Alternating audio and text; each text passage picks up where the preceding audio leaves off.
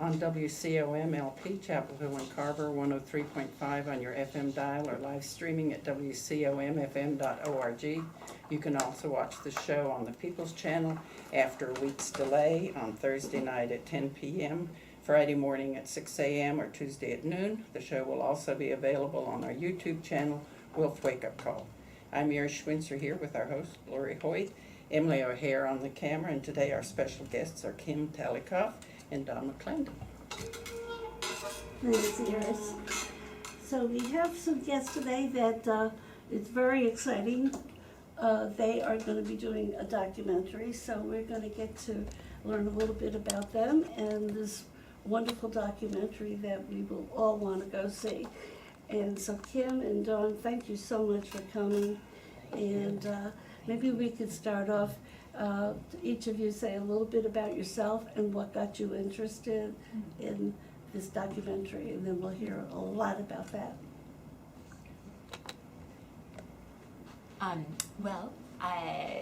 This documentary film was born a few years ago. It's not yet complete, and Yes. we hope that if we secure funding, we will be able to have screenings this May. So that's our ambitious but feasible goal. Yes, well, that's why we're here to help you get people so inspired. They're going to be showering you with money to complete this. Oh, that's fantastic! Thank you. And so this was born sort of several years ago. The idea was partly out of conversations that Don and I had over time, but mostly because of the experiences that I had as a teacher in the district and the important things that we felt that needed to be brought to light and focused on.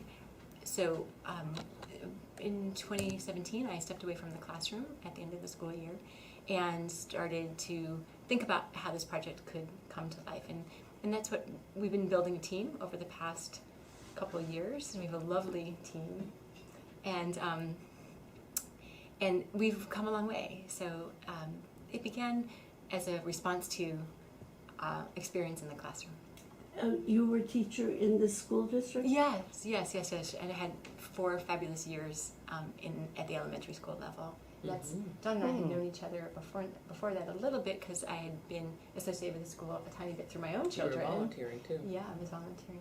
And then once we became colleagues, we had a lot more time to spend together, talking and serving. Okay, and Dawn? Right, so Were you teaching with her? Or? Yes, I was teaching in the district for a good 8 years maybe. And I was an intervention specialist, not, and that's academic, and it was general ed, so not special ed work, but I kind of worked with kids that weren't quite getting it, but not necessarily with a label or a diagnosis, but just regular general ed, so anybody could come to me and I could go to anybody. Right, that's sort of like trying to keep kids from slipping through the cracks. So teachers would make referrals to you? That's right, and a lot of times we would get into data. We would just look at the data from the beginning of the year assessment, mid-year assessment, and end-of-year assessments if it was the next year. You know, we would look at the previous years, right? And then you take a look at the data and see who gets the priority. Okay, so, and I know data isn't everything, but it sure can point out a lot of things. In this situation, or in that kind of situation, it makes it a little fair, right? Because sometimes A little what? More fair, More fair? right? Because everybody could use a little help, right? So then how do we prioritize? Like who is red and who is kind of yellow and who is red? So depending on who you have advocating for you, your name could get ahead. So using data, at least at a first pass, right, allows us to go, okay, hang on, let's take a look at everybody and see who's in the most need. So does that mean that it would have been good to have more resources, to have more intervening personnel? Or? Yeah, that I'm sad that I believe interventionists are gone. and if not gone, you know, they are perhaps in only Title I schools, and pretty scary as they're eliminating TAs, right? You do need somebody in between general ed and special education. So when you're talking, we're talking, I know it generalizes to other schools, but your experience has been primarily in the Chapel Hill Carborough School District, or? Not primary, but I did work there. Yeah, yeah. So, okay, so you both have an interesting and good background in working with kids in the school system. And so that brings us to, you both have stepped away from education right now, and I've stepped away from the public school teaching, but I get to tutor. So I specialize actually in tutoring students who have sort of the decoding/dyslexia. And so I get to work in schools in Durham by way of grant. Okay. So right now you're working in the Durham school system. I am. And you can let us know as we move on if that is very similar to the concerns you have with this, what happened in this school district, or does it generalize, or is Durham handling it differently, or how? So, okay, so your concerns led you to want to start doing a documentary. Yeah, I think that you know, it's hard to know what happens, how kids lose ground, or it's hard to know how these dynamics work unless you come to understand them sort of firsthand. And as we work, we also can build context. So I ended up looking a little bit into the history of the education system in the town as well, and it was important to see the current day challenges that we face as part of a continuum, as the today point in a long history. And I think that what one of my motivations and our motivations was to help bring these dynamics forward so that we could see them together, talk about them together, and then work together to make a difference and make improvements. So I think if we don't sort of understand the nature of the problem, or one of the problems, it's harder to address it. So I know that people are busy. They don't have time to really do this work. And people don't have access. They don't have perspectives that are hard to come by unless you're inside seeing it. So I think that we thought, well, we've done this work. We've kind of done this informal needs assessment on some level that we thought would be important for other folks to be aware of. So this documentary is geared towards giving important information to parents and the community, I guess? Yeah, I would say perspectives. Yeah, I think that's right. Because I think that all of us would love to have our school system being even more effective, and so I think we need tools to help us get there. People are working really hard, and they have worked hard for a long time, and so we want to add instruments to help us get there, and that's what the goal of the film is. We want to catalyze conversations so that and orient people to the nature of the problem so that we can move forward. So does that mean like part of the documentary is interviewing teachers, parents, different people in the school system, well, you know, Parents and students. and the students, good for you. Good for Which you. might be the one gift that we bring, right? Everyone hears achievement gap, right? Right, it's almost eye rolling, right? Yeah. But to be able to hear from students who are experiencing what it feels like that you can't catch up is probably new territory. Oh, okay. Yeah, that sounds like one of the biggest gifts then you'll be giving parents and the community. And the community, right? I mean, I think, my interest in the film with Kim was the community needs to know. And they need to know, wait a second, is this reflecting our values as a community? Because parents are doing what parents do, right? They're fighting for their children, and that's natural. But what happens is other children that don't have a parent that is in there waiting for the teacher right after the day, sending on you know what I mean? There are other children who it gets imbalanced. And this is difficult. This puts the teacher, sort of in the middle of, how do I balance this great need and sort of the demands of the community? And I don't know if it's fair for you, and so you can say, but I would say what's fascinating about Chapel Hill is that because of its amazing reputation, right? Over time, this has become a public-private school system. I mean, folks have picked up their whole families and lives and moved here from Atlanta, from California, from New York, right?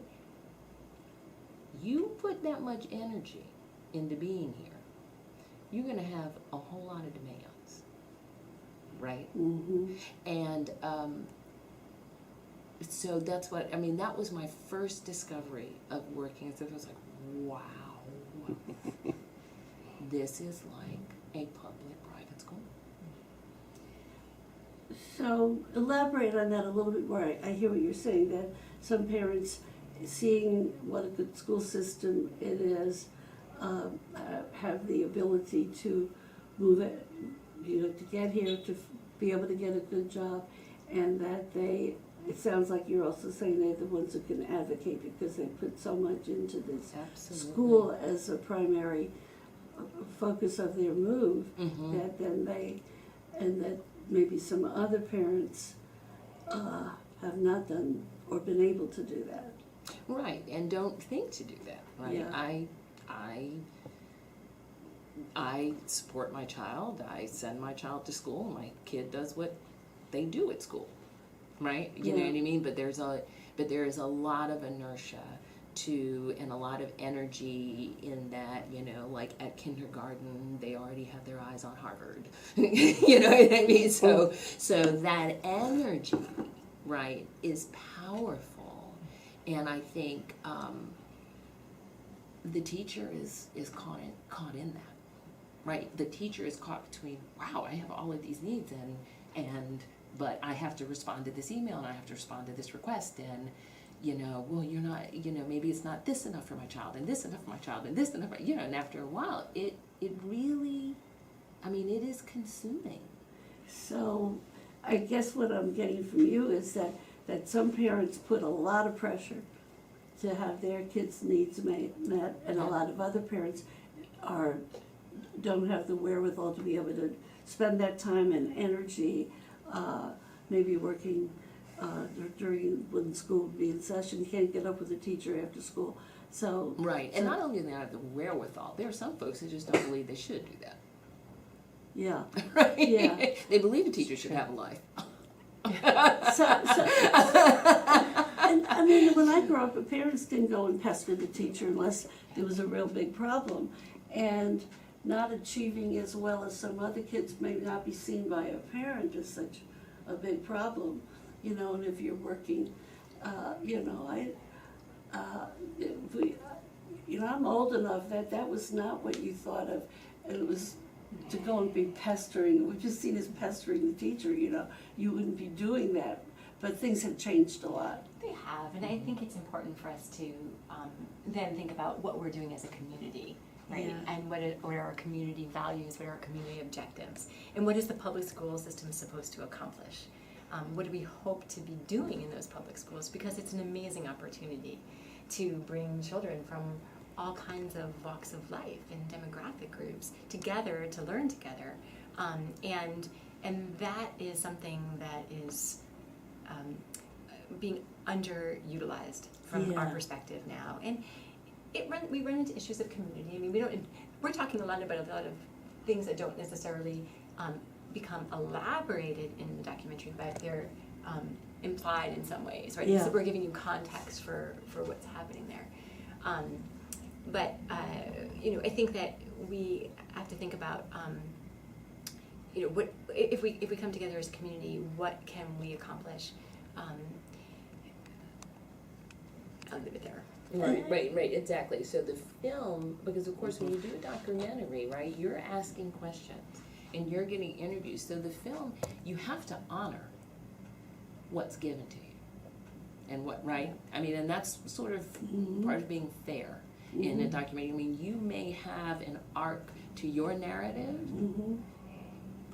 but then you need to honor what the people you're interviewing are giving you. And so it definitely, you know, I may have had certain things like, oh, I think the community needs to know how they can vote on, you know, and that kind of thing, but you only have 20 minutes, right? And so what will motivate people to go, okay, we all need to start talking. Yeah. And what we more capture in the film, in the middle of all this context that Dawn is speaking so well about, is that, you know, in the system, we essentially many children are not gaining access or not given access to all the educational opportunities that would be available to them, and Such as? well, ultimately it becomes at the high school level, we see problems with why are kids of color, particularly black and brown children, not enrolled at high rates in AP classes and honors classes, and some good work is being done to change conditions at the high school level to make sure that that is shifting. But for us in the elementary grades, we understand how the seeds of that are planted in the very, very early years of school. And so when we talk about these problems, and we want to solve them, then we are basically saying, then come look at the elementary grades. Think about how we design our programming here.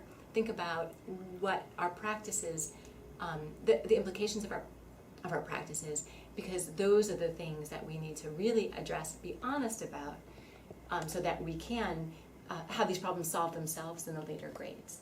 So, so if we think about what we're trying to do, you know, we have kids who, you know, we sort and label children in the very early grades, right? We spend a lot of time and energy making distinctions between them. We build categories, and categories that become very meaningful to children. And we pretend that they don't, but we know that they do. And our film helps to show the impact of these categories on children, on their self-identities as learners, on their engagement, on ultimately their curricular access. And all those things come together for them in the schools. And then unfortunately, what happens because of, you know, the world we live in, the next layer comes in, which is particularly problematic, and we want to speak to too, that I think we address in the film. And that's that this categorization ends up tending to reinforce negative social stereotypes that children and parents bring to school with them. And instead of mitigating those misconceptions, we almost amplify them. And those dynamics need to be disrupted. And we have to be super intentional about disrupting them. And that's really the thesis of our piece. We want people to understand that we have to work together to be intentional about doing that.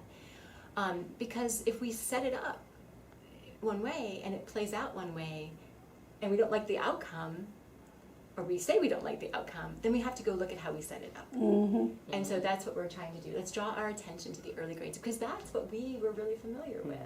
And we felt like kids were being limited, we felt like they were in pain, and we confirmed that in this work, I think. Right, through some of the characters. I mean, they speak to it. And that's what we want people to know. We want people to know that it's harmful to kids. And it might be, I think we think of it as benign. I think we think of it as benign and necessary. You can what? We think of it as benign and necessary to do this sort of process the way and practices the way we do them now. And I would argue that it's not benign at all.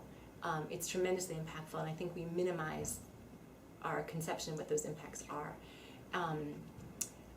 And the other thing that we try to bring up in the film is that it's not ahistorical either. Like this, the dynamics that are in place now tend to be sort of the current day manifestations of a legacy that's sort of much longer, and that we have to still continue to grapple with. Yeah, and I'm glad to hear you say that your emphasis is on the early grades. You know, I mean, everybody knows, they've been saying for some years now, if you don't read by third grade, and you're starting fourth grade, that's where the curriculum changes and more is expected of you, and that is critical by third grade, being able to read well. And so everybody sort of, at some level, knows that these are the critical years for the child's sense of themselves as a learning person, as an ability to be a person who's a scholar, who can learn material, can read, which is so critical. And so when you say about categorizing, are you thinking about with the amount of testing, or is that part of that issue, or? I'm just trying to understand what. Yeah, I think that categorizing, yes, sort of identifying, you know, in a rough way, you're really smart, you're okay, you go in that group. That's what she means. Yeah. I mean, just being straight up. Yeah. Okay. Reading groups. Yeah. And even if you're called the Bluebird, and the Bluebird is Honey, a group when that it kids takes know exactly. 3 days for kids to know, oh yeah, I'm in the And low so one. if these kids are so smart. Right? That's the irony, right? Like, Let's see, why are we having so much trouble Right. helping them be better students right. Yeah. if they don't miss a trick? right, but we think they don't, right? Yeah. And that's the thing. Right. So the question is why, and we have to ask ourselves why, because we don't have to do that. Yeah. Yeah. But I will say quickly on the heels of that remark that if we don't want that to happen, we need to support teachers in a really different way, right? We have to provide them with curricular materials that that are really rich and they can work with, that are culturally responsive and comprehensive, so that they don't have to be inventing materials to be teaching, but they are actually adapting, but they have very strong things to work from. We have to have enough staff, as Dawn was mentioning earlier, people supporting those teachers in place too. So, and we also, circling back to your previous point, need the community to be wanting that to happen, right? And if the community doesn't want that to happen, then the teachers are really put in the bind that Dawn was talking about. That's right. They're on the front lines of Yeah. it all. So right now they have, I'm sure, some curriculum, but you're saying it's not the best curriculum for what they're trying to do, or? No, I think that our instructional vision has changed a lot over time, and I think people recognize, and you hear it at school board meetings a lot, there's new interest in really establishing a much stronger core curriculum so that people don't have to look to special programs to get super enriching materials, and that's available and deliverable to everybody in every classroom. And when people have a sense that that's not there, they get anxious about that, and they want to be sure that it's happening somewhere else. So that's one of the motivators, I think, for people to look for special programs. They lack confidence that it's actually happening in the classroom. Like for the elementary school, what would be some special programs that would enrich things that it's not available to everybody? Well, I think it depends, classroom to classroom, Yeah, school to school. but some examples. Right, and as a caveat, like one would think that this would be standardized across the district, so there's not so much variability, so that there's a lot of constancy, so that any school that you go to, those will be, you'll have quality instruction available to you in every classroom. So I think that you talked about ability level grouping, which is a long-standing issue in education. So that's in the redbirds and bluebirds, which you brought up. So that's sort of one area where grouping has to happen sometimes because teachers need to figure out how to manage kids of different abilities. But we also can do things like so and we can talk about other supports that can help teachers manage that as well. But in terms of categories, we can talk whichever you want to discuss first. Let me also point out that one difference is when parents have decided that, you know, like part of their career is the education of their child, right? If they can't help them, they will get the tutor, okay? Not everybody can afford them in this area. I mean, even a teacher's salary couldn't afford a tutor in this area, right? So imagine now you're in the classroom and you've got 10 kids who are almost knowing what you're saying as it's leaving your mouth. And you have other students that are actually learning it, right? Look at the difference in the lesson planning right there in one class.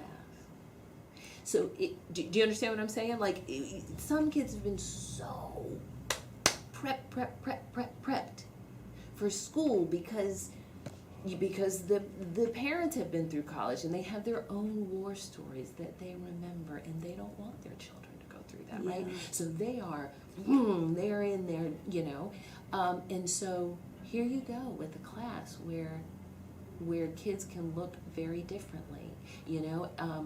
A child whose parent is getting a PhD versus a child whose parent is working maybe in the cafeteria, or there's just two different energy dynamics there, and the person who's got to referee this and instruct and inspire and, you know, every other thing that happens in the classroom lands right on the classroom teacher. So I do think we are asking the community to consider how can they be a part of supporting that, you know what I mean? Whether, you know, how they vote come school board meetings, you know, what they expect from a district office. And if we can't do it all through the schools, sorry to cut you off. No, that's good. You know, what are we doing as a community to supplement the kids who need that, right? Who don't have access to the services that people are using now to supplement their education. But we have, so you asked about categorization. We can talk about that. We can talk about other drivers of what's happening. I would tell you that one of the things that comes up in our film fairly frequently is this notion of whether or not you are gifted or not gifted.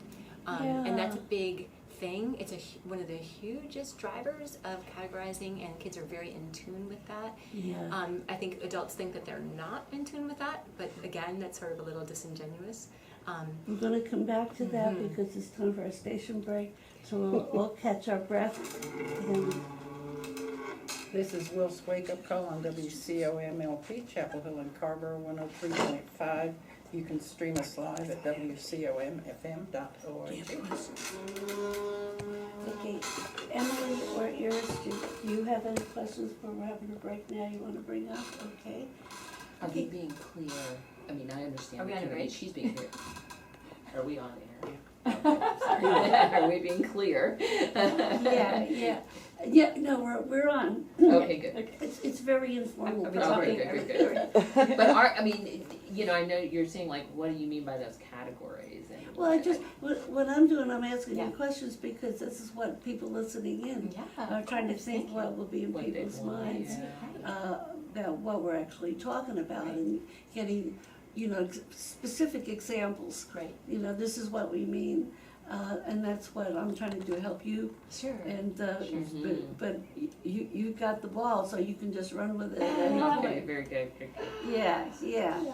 Okay, so we're talking about the categorization. Yeah. What that leads to is, which teachers are very aware of, gifted and talented, and this gets to allocation of resources. Right. I think that's a lot of what you're bringing up about. We won't call some people helicopter parents, but some are the ones who have a lot of energy, have high expectations, and you're saying are coming in and putting pressure very often on teachers.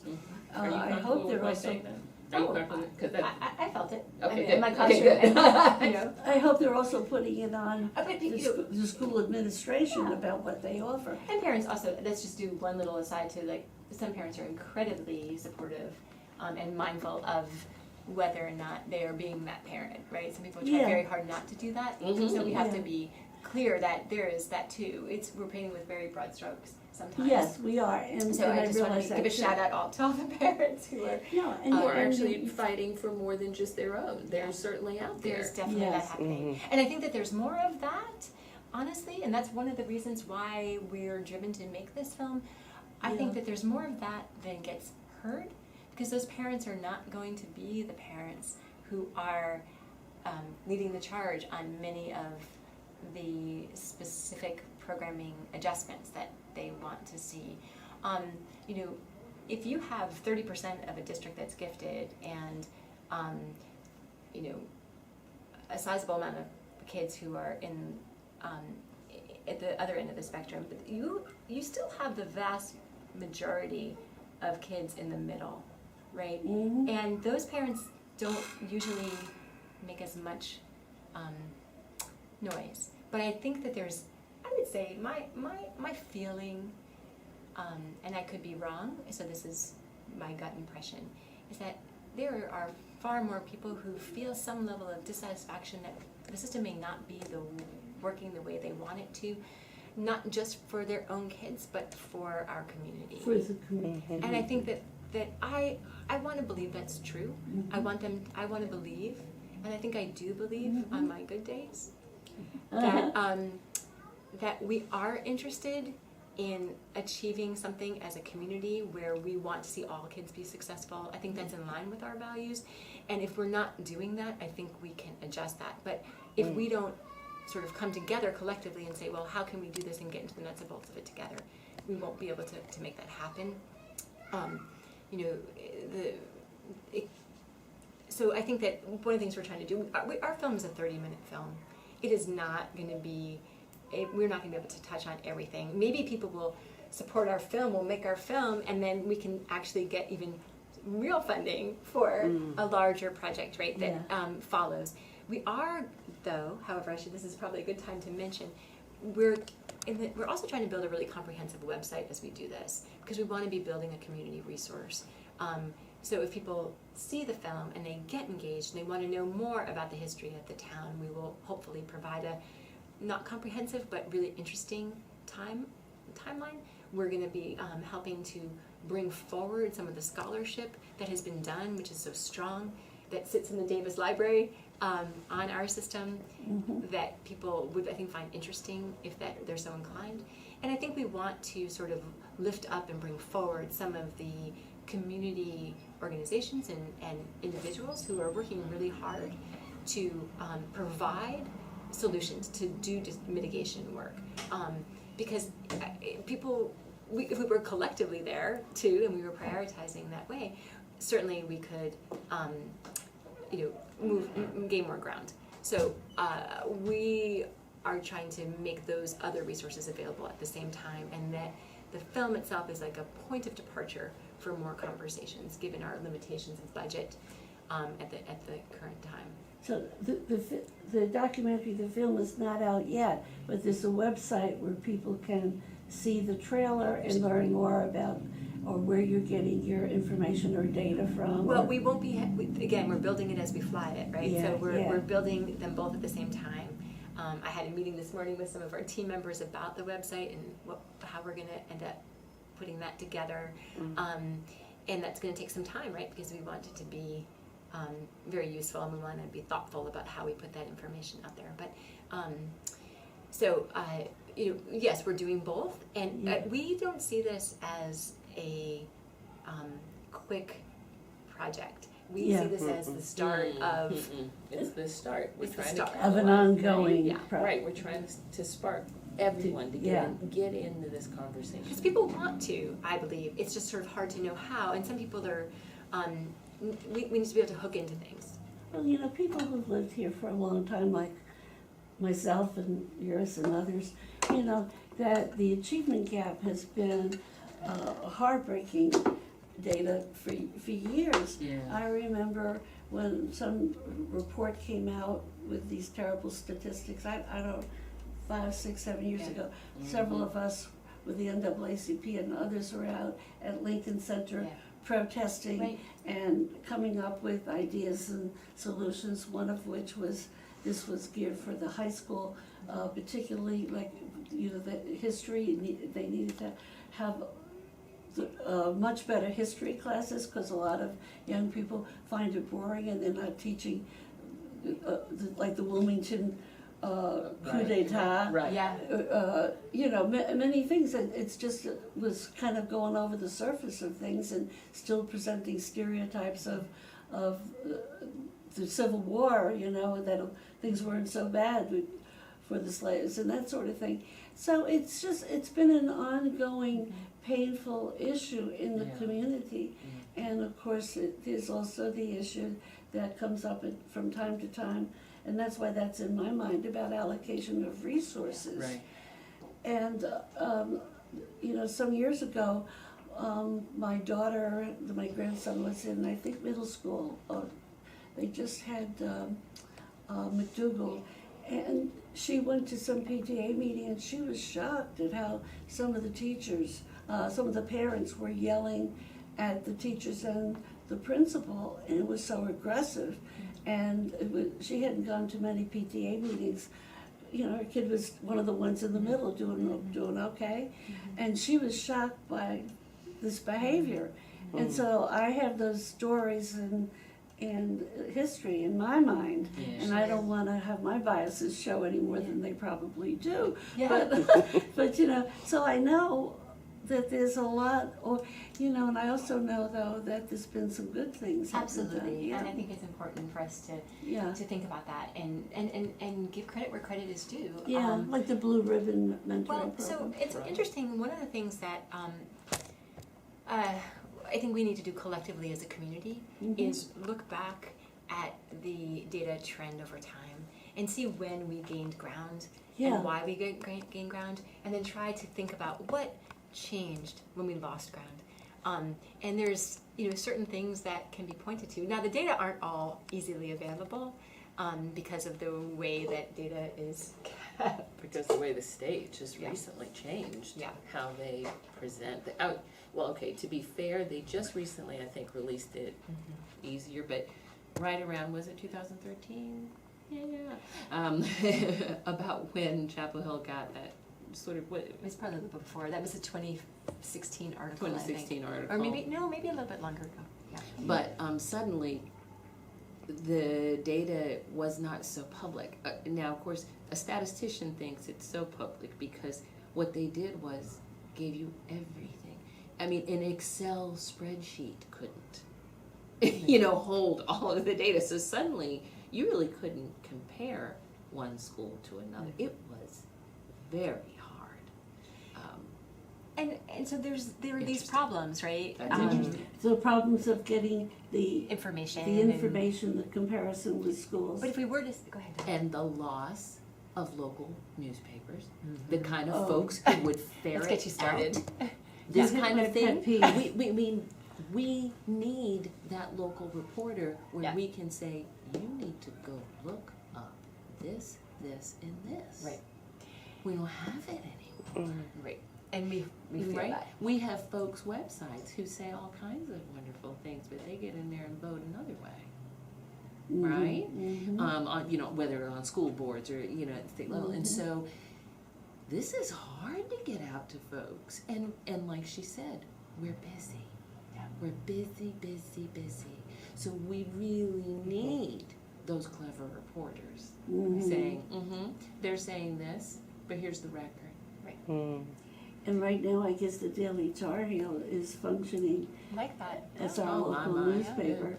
They And really I are. understand from Lucy that there was a really good article on Yeah, there was. Shout out to Sonia Rao, I believe it was. I hope I got her name January 8th, I think Yeah. she said. So people know how to use the computer better than I do.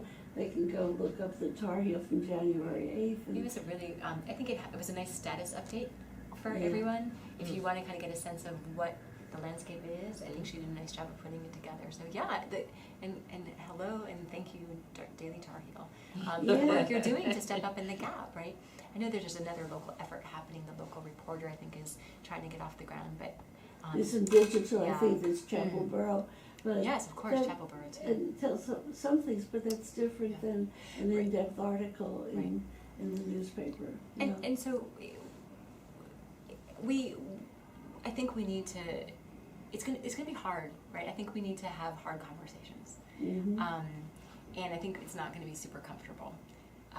But I think if we really want to look, we have to look honestly and see where our desire to historically have prioritized one set of children over another has continued and where we've stepped away from that.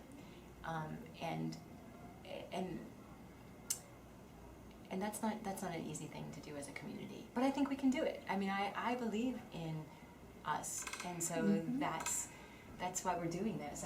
I wouldn't be doing this project if I didn't think we wanted to do it differently, that we didn't value all the children in our community, that we didn't think when the world is on fire, that we didn't need all hands on deck, that we didn't think that every single child should be reaching his or her potential in our school district. I mean, we believe that. So then let's just do what it takes to make that happen. And I would also just say for a second that with respect to the experience of children in schools, I mean, one, some kids are having a good time and a great experience, so I don't want to paint it all badly. There's a lot of wonderful things happening in the district. Oh, yeah. And I can step back in a minute and give kudos to the district in other ways, which I'm happy to circle back to. But to talk about the experience of other kids, we some of our high achieving kids are not all having a great experience either. And partly we don't look at the impact on them either in terms of the distress and anxiety and depression that they're undergoing. And that's a really good point, Yeah. because I went to some years back to a program at one of the schools, and the guidance counselors were talking about the pressure on kids to get into the best colleges, Yeah. and that so many of the high school students were severely depressed, very anxious, that they were trying to alert, like you're trying to do with your documentary, to alert the community about this kind of pressure that was on these young people. Some people thrive with that, but a lot of them weren't. A lot of them don't, and Yeah.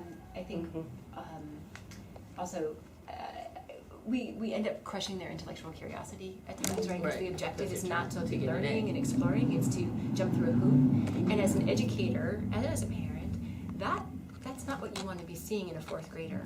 Like I'm not interested. Just did I get it right or wrong? And what's the next thing I have to do? Right? Just tell me what's next. Oh, when you're 9, to say just tell me what's next. Now, you have kids in the school system? Oh, I do. I have a junior and a freshman at East, and they've gone. They're products of the whole thing. But with regard to So you know it from both ends, as a teacher yeah. and as a parent, and what it's like in the schools. And I know my sister taught for 30 years and on Long Island in Catholic schools, and she said, I think what we do in the schools today, she called it child abuse. Now I don't know whether they put more pressure than, or maybe the same in the schools down there, but she was very disheartened by the I pressure. think we have an opportunity before us to really decide if we want to do it differently. It's a really good moment to do it. The world needs us to do this better, right? Now this is a good point. So you need to know that Chapel Hill is not alone. Right.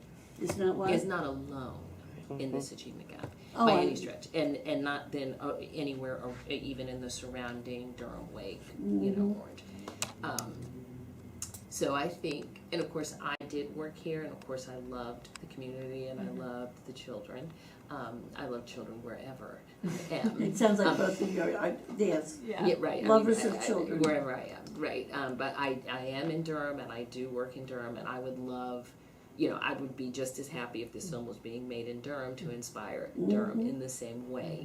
I think, Kim is here saying we can do it. And so in some ways, I think we're also saying to the community, take the lead, right? Right. Like, this is your opportunity to shine. You're known across the country for your stats, your AP classes, your all of this, Wouldn't it be amazing if you could take the lead on turning this around. And And I be a do- model so people and be see a that yes, it can be model. done. Right. Now, would I love to be able to say Durham will be the model? I really would. I really would. But, you know, Kim took this charge and she's taking it to Chapel Hill, and she's really taking it to Chapel Hill and saying, Yeah. we can do it. We can start this change, right? So it's not that it wouldn't be fair to say that Chapel Hill is this horrible place, you know, but we can say this is going on here. There is an interesting, the other two districts that got called out were also college town districts.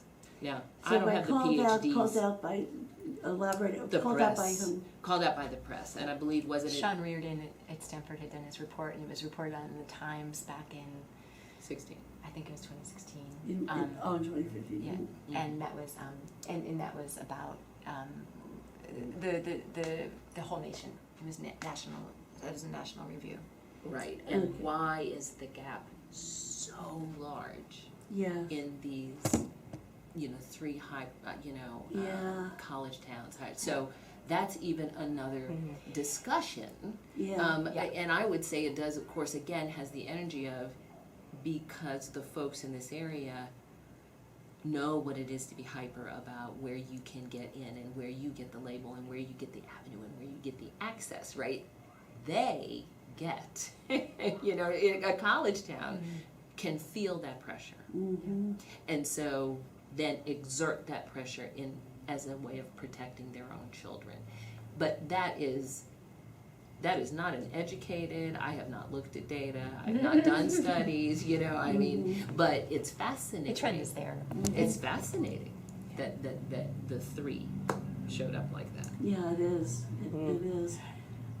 So part of this then is you're trying to get a community movement going for the education, that the education is for all the children, and that each one of them deserves the best possible education that we can give them, and that it's more fairly distributed, the resources to make sure that everybody, like you brought up, I think at the very beginning, about the lack of TAs at the elementary school.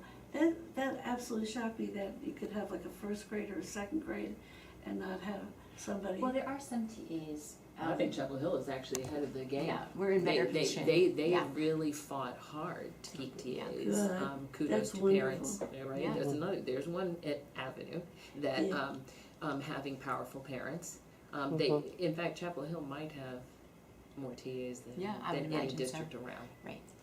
And the district has, you know, so just circling back to sort of kudos for the district, you know, gains were made in, you know, the 90s.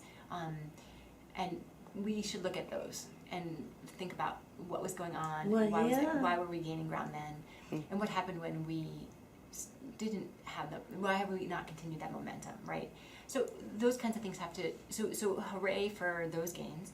And then today I think that, you know, the district I think is starting to try to do some things that we were talking about in terms of providing a little bit more teacher professional development, right? They're trying to get more of their teachers experience, I guess, certified in AIG techniques and skills. So they want them to be AIG certified in the regular general ed classroom. And so AIG. academically and intellectually gifted. Okay. So that even in a general ed classroom, your teacher is sort of an AIG teacher, right? So there's a movement in that direction that's incremental, but I think that we have to take much bigger steps, because the baby steps thing only goes so far, and we still are holding on to this idea of categorizing. We're just categorizing. We're just going to bring a couple more kids into the group that's doing well, and then our group that's achieving is more diverse, right? And that's not really the change that is needed. It's a much deeper fundamental change. And the last thing I would like to say about the point we were making before about how miseducation happens and how some of the kids that are in the high achieving end of the spectrum right now are suffering. I just think it's really important to also say it's a problem if my white daughters were to leave this school system with the misimpression that kids of color are less capable than kids that look like them. That's a really dangerous thing for us to do. I think we don't want to do that. So we have to also be mindful of what this is doing to all of the children, to have this tremendous disparity in how kids are seen and what they are able to access. So this, I think what probably happens, and maybe that happened in the 90s, that a bad report comes out, people get all upset, they start some programs that are helpful, but if the ones who were involved in those programs or this turnover, unless you keep up that pressure and that excitement about it or that love to do it, you get staff turnover and things can, it's so easy, it's so intractable, things can so easily slide back. And so I know that there's been periodic attempts, and I think there's probably been some I'm not sure, but maybe some fluctuation, but the recent statistics are pretty Grim. grim. Yeah. Yeah. And I would say that the idea of courageous conversations and talking about equity and talking about race, that Chapel Hill might even be at the forefront of that. So, I mean, they've been doing it for over 20 years. Yeah. And that was when I was there. So, I mean, I might even go say 30 years, right? So there's so much there to work with. There is, and this community could be a shining bellwether, because it is a wealthy community. They can pay their teachers more than some poor community in the mountains or down east. And we're growing, but we're still not that big, right? It's different to try to make a big change in a district that has 21, 22 schools than a district that has 150 schools, right? It's a really more manageable project, especially when we have education schools so close by. And this is I imagine that people who are listening might be rolling their eyes and saying, I know, we've been saying this for a gazillion years. So we're not bringing, that's not a new message, right? That's the same old message. But what we're saying is, let's just interrogate the elementary school experience to some degree and think about what that experience is like right now and what we want to do to make that be measurably different. And there are things that we can do inside the schools, programmatic things and cultural things, but there's also things that we can't do in schools that our community needs to step up and get serious about. We talked about preschool in the town for a long, long time and what needs to change there. That kind of collective action needs to gain more traction. And a lot of people are, working really hard on that. But, we are still far from where we need to be. Well, we only have about 2 more minutes. So the way people, if they want to learn more about what you're doing or more about the subject, they go to, want to give over So your website? Our address is imsmart2.org. So it's all one word, no punctuation at all. So IMSMARTTOO.org. So I'm smart too, no punctuation, all small case. And we're in .org. And so that is a website. That's a website, and that's where the trailer lives right now. And that's .org? It's .org, yeah. And that's where the trailer is? That the trailer's living there. And we have some team bios there, and we have a small mission statement that is just a little bit of what we were saying today, a donate page. Hear, hear. And more is coming. And more is coming. More is coming. We'll have to have you back as it progresses. That's great. We've been talking to Dawn McClendon and Kim Talikoff, and thank you so much for coming. Oh, thank you for inviting Thank you us. for your It was time. really a pleasure.